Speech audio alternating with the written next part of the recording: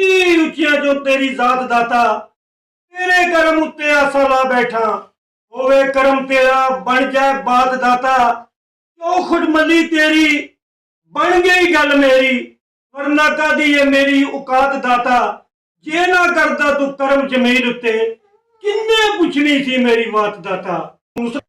नाज़रीन जो मैं कलाम पेश करना मशहूर जमाना कलाम है अली हजवेरी तेन लखा ने सलाम। खान साहब ने ये विचों मखसूस शेर कहे ने, मैं सारा ही कलाम मैं पेश करना चाहना। समात फरमाओ। अली हजवेरी तेन लखा ने सलाम, अली हजवेरी तेन लखा ने सलाम। तू इब्ने अली पंज तन दी कली, तेरा वलियां च उच्चा है मकाम। अली हजवेरी तेन लखा ने सलाम। मुर्तजा दा लाल है, मुस्तफा दी आल है, अरसियां दा माल है, तू सखी लज पाल है, तेरे लखां वली ने गुलाम।